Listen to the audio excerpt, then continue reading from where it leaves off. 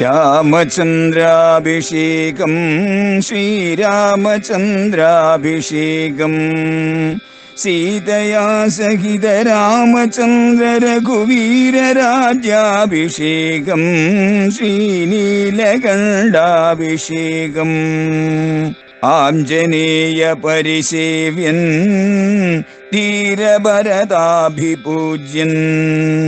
വീരലക്ഷ്മണ കുമാര ശത്രുഘ്ന സോദരാർച്ചിത പദാബ്ജൻ ശ്രീനീലകണ്ഠ ഹൃദയേശൻ രാമചന്ദ്രാഭിഷേകം ശ്രീരാമചന്ദ്രാഭിഷേകം. പ്രിയമുള്ളവരെ, എല്ലാവർക്കും എൻ്റെ വിനീതമായ നമസ്കാരം.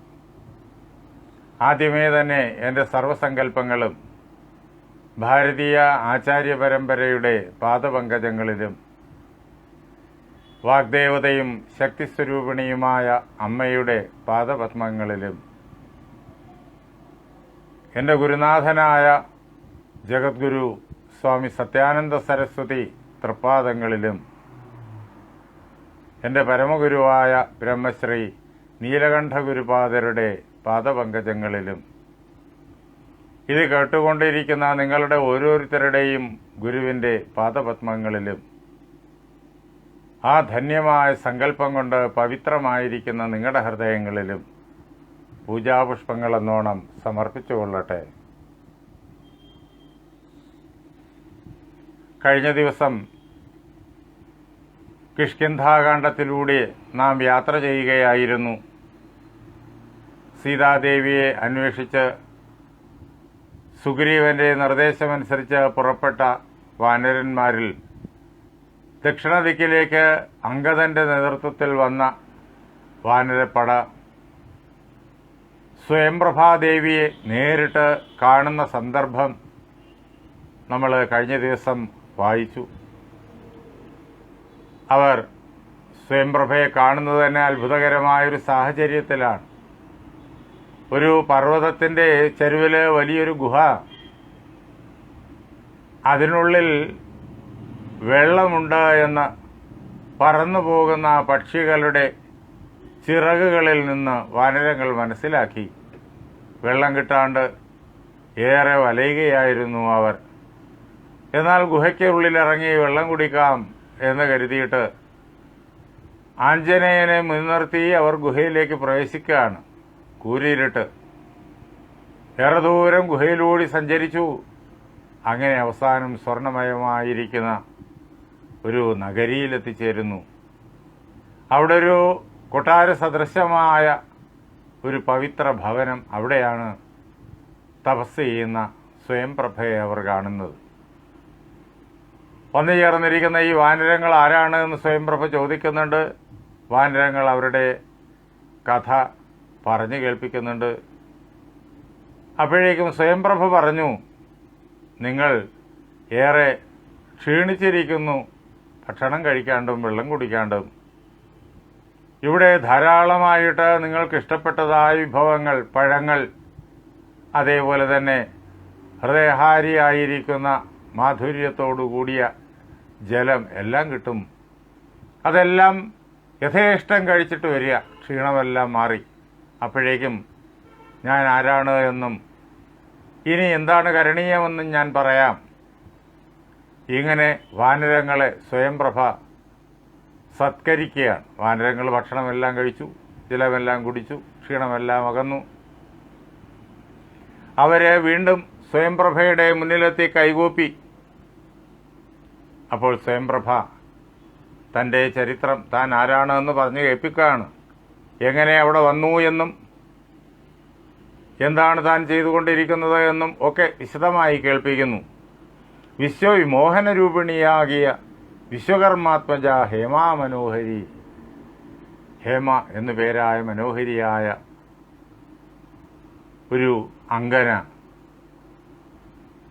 നൃത്തത്തിൻ്റെ കാര്യത്തിൽ അങ്ങേയറ്റം സമർത്ഥയാണ്. സംഗീതത്തിൻ്റെ കാര്യത്തിലും വിവിധ കലാരൂപങ്ങളിൽ അങ്ങേയറ്റം പ്രാവീണ്യമുള്ള ഹേമ എന്നു പേരായ ആ മനോഹരി സാക്ഷാൽ മഹാദേവനെ തന്നെ സന്തോഷിപ്പിച്ചു തൻ്റെ നൃത്ത വൈദഗ്ധ്യത്താൽ.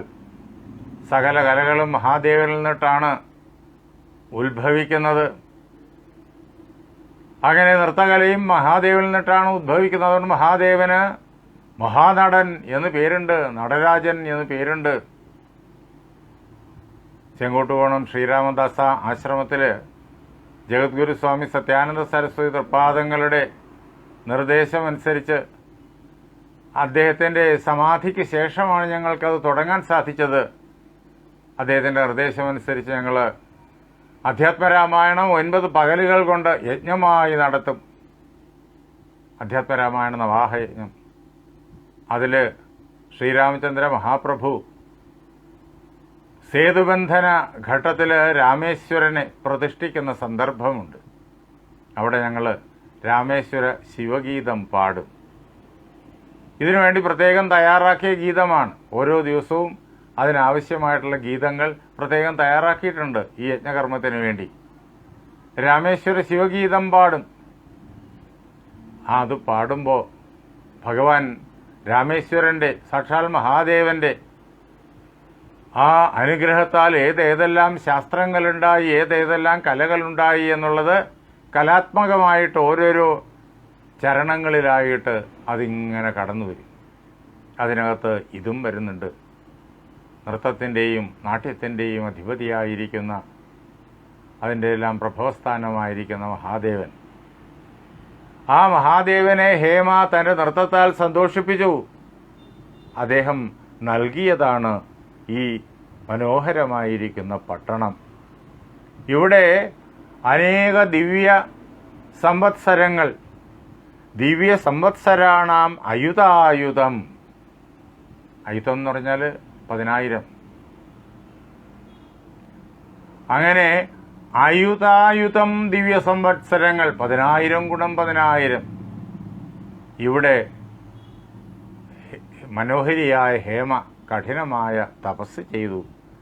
അത് കഴിഞ്ഞിട്ട് ഇവിടെ നിന്ന് എൻ്റെ കൂട്ടുകാരിയായ ഹേമ ഇവിടെ നിന്നിട്ട് ബ്രഹ്മലോകത്തിലേക്ക് തൻ്റെ തപസ്സിൻ്റെ ബലത്താൽ പോവുകയും ചെയ്തു. പോകുന്ന അവസരത്തിൽ എനിക്ക് തത്സഖി ജ്ഞാനിഹ നാമന സ്വയംപ്രഭ, എൻ്റെ പേര് സ്വയംപ്രഭ എന്നാണ്. ഞാൻ ഹേമയുടെ കൂട്ടുകാരിയാണ്. ഞാൻ ഗന്ധർവപുത്രിയാണ്. ഞാൻ മഹാവിഷ്ണുവിനെ ധ്യാനിക്കുന്നതിൽ അങ്ങേയറ്റം താല്പര്യമുള്ളവളാണ്. സദാ വിഷ്ണു തത്പര. മഹാവിഷ്ണുവിനെ പൂജ ചെയ്യുന്നതിൽ അങ്ങേയറ്റം താല്പര്യമുള്ളവളായ എന്നെ ഹേമ ഇവിടെ തന്നെ നിൽക്കുവാനായിട്ട്, വസിക്കുവാനായിട്ട് ഏർപ്പെടുത്തി. അങ്ങനെ ഞാനിവിടെ വസിക്കുന്നു എന്ന് അന്ന് ഹേമ എന്നോട് പറഞ്ഞു. ഇവിടെ മറ്റ് ഉപദ്രവകാരികളായ ജന്തുക്കളൊന്നും വരില്ല, ഒരു പ്രകാരത്തിലുള്ള ഉപദ്രവം ഉണ്ടാവില്ല.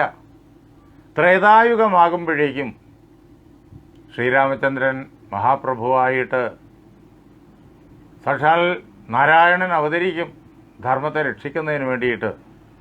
അന്ന് സീതാസ്വയംവരം കഴിഞ്ഞ് അയോധ്യയിൽ അദ്ദേഹം വാഴുന്ന അവസരത്തിൽ അദ്ദേഹത്തിന് യുവരാജ്യാഭിഷേകം നടത്താൻ ദശരഥൻ ആലോചിക്കും. പക്ഷേ കൈകേയിയുടെ വരപ്രാർത്ഥനയാൽ രാമൻ കാനനത്തിലേക്ക് വരേണ്ടിയും വരും. കാനനത്തിൽ വച്ച് ദേവി സീതയെ രാക്ഷസേന്ദ്രനായിരിക്കുന്ന രാവണൻ അപഹരിക്കും. അപ്പോൾ സീതാന്വേഷണത്തിന് രാമൻ വാനരങ്ങളെ എല്ലാ ദിക്കിലേക്കും അയക്കും. അതിൽ ദക്ഷിണ ദിക്കിലേക്ക് വരുന്ന ആളുകൾ ഇതിലേക്ക് കടന്നു പോകുമ്പോഴേക്കും ഈ ഗുഹയ്ക്കുള്ളിലേക്ക് പ്രവേശിക്കും. അവർക്ക് ദേവിയെക്കുറിച്ച് ഉള്ളതായ യാഥാർത്ഥ്യം പറഞ്ഞു കൊടുക്കണം, അവർക്ക് വേണ്ടുന്നതായ സഹായം ചെയ്യണം. എന്നിട്ട് ശ്രീരാമചന്ദ്രനെ തന്നെ ശരണം പ്രാപിക്കണം. നിനക്ക് മോക്ഷത്തിനുള്ളതായ മാർഗമെത്താണ് എന്ന് എൻ്റെ കൂട്ടുകാരി ഹേമ എന്നോട് അന്ന് പറഞ്ഞിരുന്നു. അതെല്ലാം ഇതാ സത്യമായി കഴിഞ്ഞിരിക്കുന്നു. അതുകൊണ്ട് ആകയാൽ ഞാനിനി ശ്രീരാമദേവനെ വേഗേന കൺമന്ദിരനായി കൊണ്ടുപോകുന്നു. ഇനി ഞാൻ അല്പം പോലും വൈകിക്കുകയില്ല. എത്രയും വേഗം ശ്രീരാമചന്ദ്ര മഹാപ്രഭുവിനെ എനിക്ക് കാണണം, അദ്ദേഹത്തെ നമസ്കരിക്കണം. നിങ്ങൾക്ക് വേണ്ടുന്നതായ സഹായം എന്താണ് എന്ന് എനിക്കറിയാം, അത് ഞാൻ ചെയ്തു തരാം. നിങ്ങളെ നേരെ പെരുവഴി കൂട്ടുവൻ. നിങ്ങൾ പോകേണ്ടതായ മാർഗത്തിൽ നിന്നിട്ട് മാറി ഈ ഗുഹയ്ക്കുള്ളിലേക്ക് വന്നിരിക്കുന്നു. ഇവിടെ നിന്നിട്ട് ഞാൻ നിങ്ങൾ പോകേണ്ടതായ വഴിയിൽ കൊണ്ടെത്തിക്കും. നിങ്ങളെല്ലാവരും കണ്ണടച്ചിടുവൻ. എല്ലാവരും കണ്ണടയ്ക്കുക.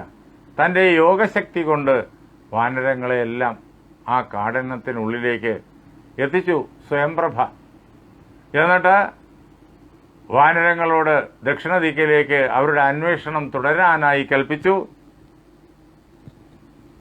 സ്വയംപ്രഭ അവിടെ നിന്നിട്ട് രാമന്റെ സമീപത്തേക്ക് പോവുകയും ചെയ്തു.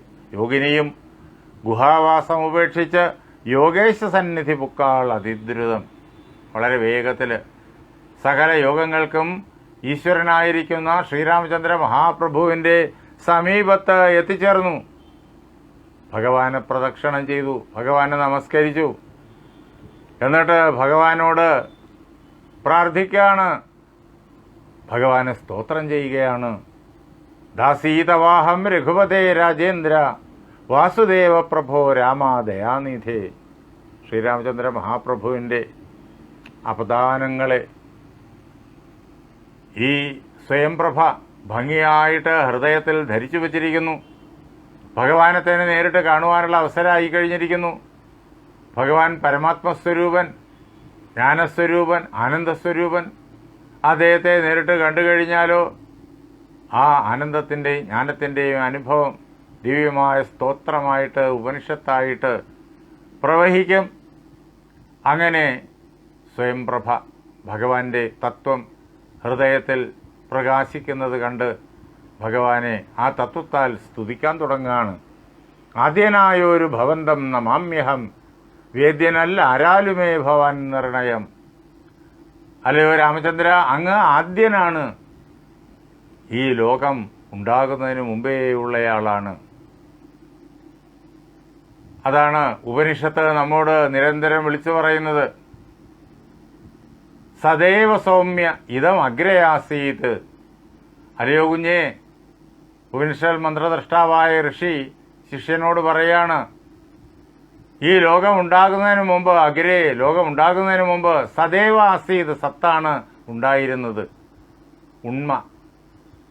അതാണ് സച്ചിദാനന്ദം എന്നിങ്ങനെ ഋഷിവര്യന്മാർ നമുക്ക് വിശദീകരിച്ചു തന്നിരിക്കുന്നത്. ആ സത്ത് ഈ പ്രപഞ്ചത്തെ സൃഷ്ടിക്കാനായി സങ്കല്പിച്ചു. സ അകാമയത ബഹുസ്യാം. അവൻ സങ്കല്പിച്ചു ഞാൻ പലതായി തീരട്ടെ എന്ന്. ആ സങ്കല്പമാണ് മൂലപ്രകൃതി. പ്രപഞ്ച സൃഷ്ടിക്കായിട്ട് അദ്ദേഹത്തിൽ നിന്നിട്ട് സ്പന്ദിച്ചുയരുന്നു. ആ മൂലപ്രകൃതിയിൽ നിന്നിട്ട് ഭഗവാന്റെ തന്നെ ഇച്ഛയാൽ മഹത്തത്വമുണ്ടായി. മഹത്തത്വത്തിൽ നിന്നിട്ട് അഹങ്കാരതത്വമുണ്ടായി. അതിൽ നിന്നിട്ട് ശബ്ദതത്വം, അതിൽ നിന്ന് സ്പർശതത്വം, അതിൽ നിന്ന് രൂപതത്വം, അതിൽ നിന്ന് രസതത്വം, അതിൽ നിന്ന് ഗന്ധതത്വം. ഇങ്ങനെ തത്വങ്ങൾ എല്ലാം ഉണ്ടായി. തുടർന്ന് അതിൽ നിന്നിട്ട് നമ്മുടെ മനസ്തത്വവും 5 ജ്ഞാനേന്ദ്രിയങ്ങളും 5 കർമ്മേന്ദ്രിയങ്ങളും 5 സ്ഥൂല പഞ്ചഭൂതങ്ങളും, ഇങ്ങനെ ഈ പ്രപഞ്ചത്തിന് വേണ്ടുന്ന എല്ലാ ഘടകപദാർത്ഥങ്ങളും ഉണ്ടായി. ചുരുക്കത്തിൽ പറഞ്ഞു കഴിഞ്ഞാൽ ഒരു പുരുഷതത്വവും 24 പ്രകൃതി തത്വങ്ങളും. അതാണ് ഈ പ്രപഞ്ചത്തിൽ ആകെ ഉള്ളതായ തത്വസംഖ്യ. കപില മഹർഷിയുടെ ഉപദേശത്തിൽ നമുക്ക് അതെല്ലാം വളരെ വിശദമായിട്ട് കാണാം. ബാക്കി എല്ലാ ദർശന പന്ഥാക്കളും കപിലന്റെ ഈ സാഖ്യ ദർശനത്തിൻ്റെ ഈ തത്വസംഖ്യയാണ് പൂർണ്ണമായിട്ടും സ്വീകരിച്ചിരിക്കുന്നത്. അങ്ങനെ ഈ ലോകം ഉണ്ടാകുന്നതിന് മുമ്പേ ഉള്ളവൻ, അതാണ് ആദ്യൻ. അധ്യാത്മരാമായണത്തിലെ ഏതൊരു വരിയിലൂടെ കടന്നുപോയി കഴിഞ്ഞാലും അതിലെ ഓരോ വാക്കും നമ്മെ കൊണ്ട് എത്തിക്കുക ഉപനിഷൽ മന്ത്രങ്ങളിലേക്കാണ്. അതിൻ്റെ ഒരു സൂചന മാത്രമാണ് ഇപ്പോൾ കേൾപ്പിച്ചത്. അങ്ങനെ ആദ്യനായിരിക്കുന്ന അല്ലയോ രാമ, അങ്ങയ്ക്കായിക്കൊണ്ട് നമസ്കാരം. അങ്ങയെ ആർക്കും അറിയാൻ കഴിയില്ല. വേദ്യനല്ല ആരാലുമേ ഭവൻ നിർണയം. അങ്ങയെ അറിയാൻ ആർക്ക് സാധ്യമല്ല ഈ ലോകത്തിൽ. അങ്ങനെ അറിയുക എന്നുള്ള അവസ്ഥയ്ക്കും അപ്പുറത്താണങ്ങ്. നമ്മൾ അറിയുന്നു, എന്തിനെ? ലോകപദാർത്ഥങ്ങളെ അറിയുന്നു. അതേപോലെ രാമനെ, പരമാത്മാവിനെ അറിയാൻ പറ്റൂല. അതാണ് വേദ്യനല്ല ആരാലുമേ ഭവാൻ എന്ന് പറഞ്ഞത്.